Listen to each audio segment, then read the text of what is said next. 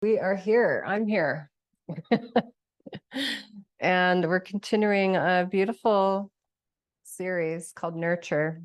I will remind you that I pulled tarot cards for this whole series. I pulled one card and it was about, living life in joy and fullness, the abundance of it. And then I wanted to know what would support that. So I pulled more cards for each class and then paired up those cards with the Shiva Sutras. So yeah, today's card for this practice is the Three of Swords. And, that's a card where we want to be able to look at what is supporting or detracting from our ability to stay in joy, in our light, in our contentment.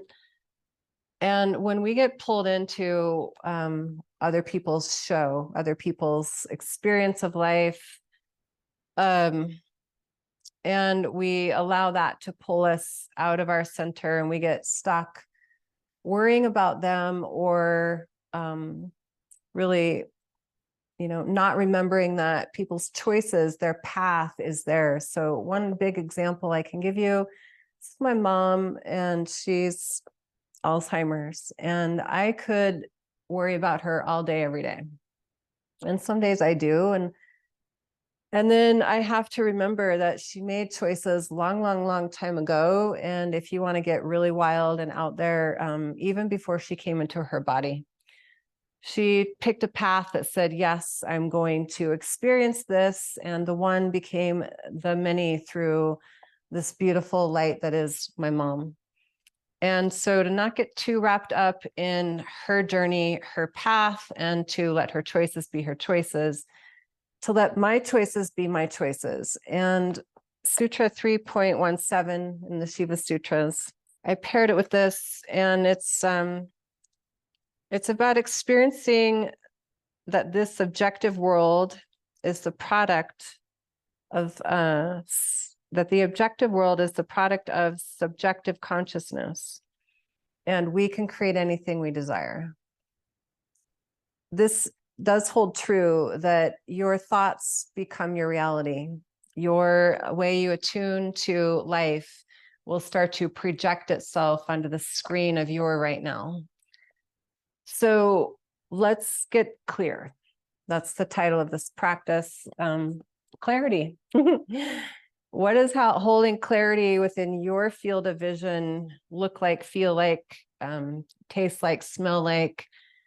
And to know that the people that you love, the world going on around you, what's happening all the way across on the other side of the world, wherever you are, you can look out there and go, oh my God, it's nuts. Or, oh my God, I want it, I want it. And you just forget to take care of yourself and to really align the crystallized knowing that you get to project peace into the world, no matter what's going on. You can do a variation of a headstand, and you don't have to bring your feet off the floor to derive benefit from headstand. I know that. So let's not lift the feet this first 2 or 3 or 10 or 100. And come down to your forearms, thumbs up, interlace that tight zip loose grip until your thumbs are straight up. Line up your shoulders right over your elbow crease, and then make sure your outer elbows are not wider than your outer arm. Place your head so you're more towards where your hairline meets the floor, not your eyebrows yeah. And then just pause here and notice life, notice your breath, notice your conscious awareness. Pull your armpits towards your knuckles or towards your earlobes.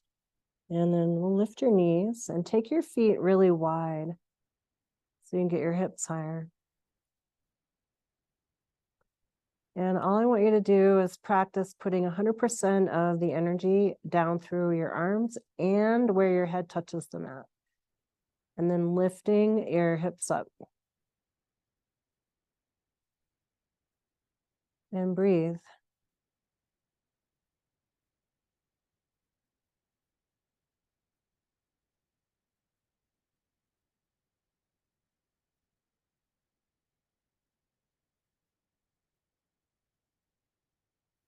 And walk your feet together and further back to come down to your knees. And take a child's pose.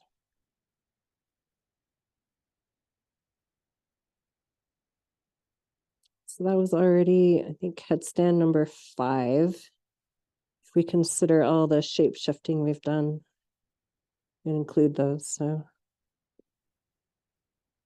come forward again. Place your arms.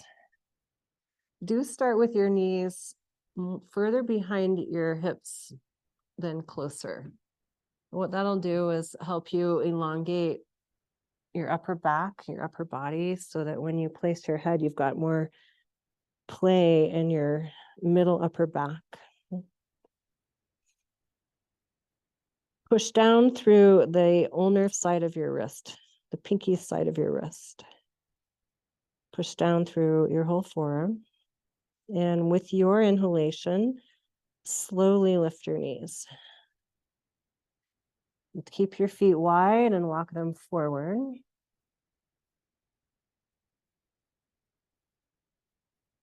And breathe. Come forward. And now here's as your knees come back, I want you to drag the elbows towards the knees, but the heart towards your knuckles. Yeah. Then place your head. Then root down through head and arms to lift your hips up and walk your feet in. Now we'll pull one knee towards your belly and that heel towards your buttocks.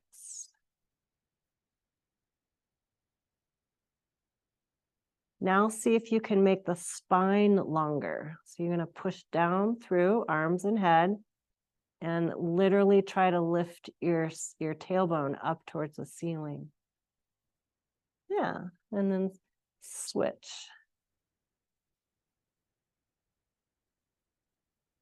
So I'll give you one look at how this is me. I have a very accomplished headstand, and I just invite you to watch it. And then the cool part here is your brain doesn't know the difference between my headstand and your headstand. So live it up. And I'm not exaggerating. I could do this faster, but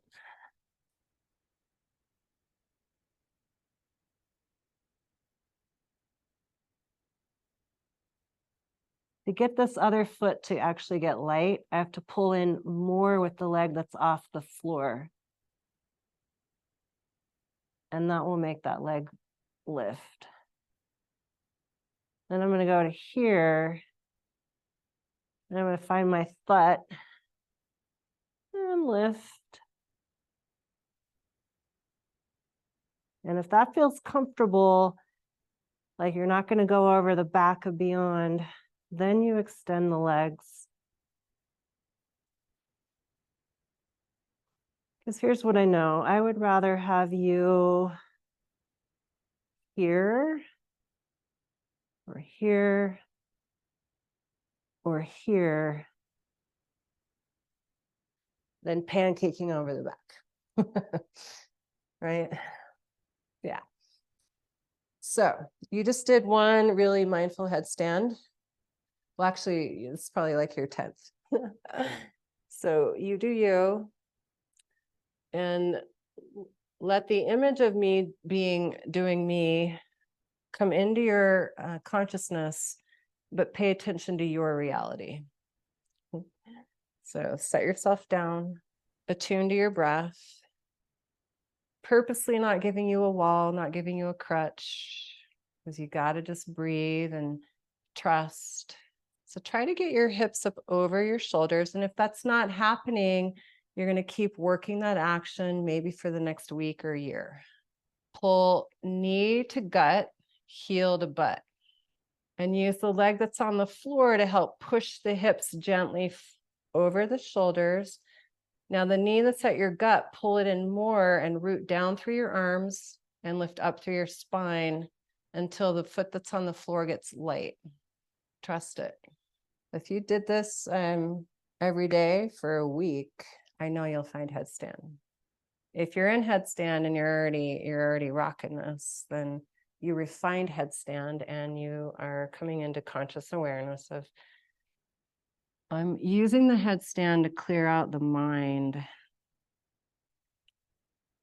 And I know there's some of you in our community that don't want to put weight on your head. So you do what I call the headless headstand, right? It's like a version of a forearm balance. And I'll do one more. Okay, one more. So everybody. Push the ulnar blade of the forearms down, drag the elbows gently back, keep the navel strong.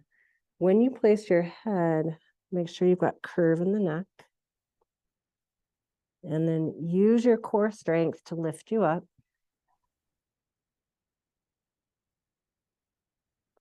So what if you weren't in my body? And what if you couldn't get your hips over your shoulders? And when you go to lift one heel in and your knee to your navel, you got to use the leg on the floor to try to push the hips further over your shoulders. Now, the hard part for people is learning how to push down evenly and lift up. So you could do a headstand against a wall with a block. When I teach in person, I have you get to put your heads together and you have to hold the block between you. But what if you did that where you put the head on the wall and you learned how to hold it so that you could lift your arms out? Conscious repetition is how you learn to be you. And now you're going to shift one little thing for yourself. If you could do one thing differently now, that's going to give you the most bang for your buck. It's going to learn how to pull your knee into your core as you push your head down and hips up. Come on down. Do we have time? No. We don't have time. I'll leave you with this last one. We've done this one before in this community. And it's this one. It's where you hold the block between your heel and your butt.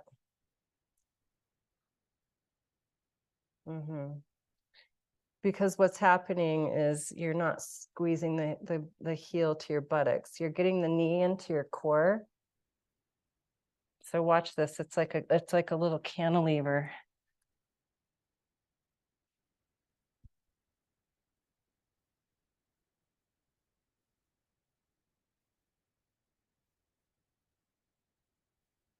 Pull in. Push the heel down into that block. Try that. I know, we've been here so long. We've worked so hard. Go for it. Yeah.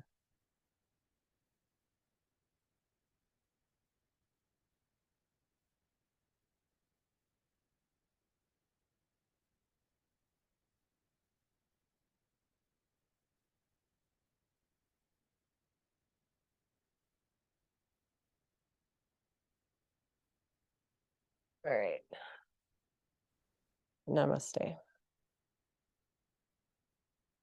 Thank you.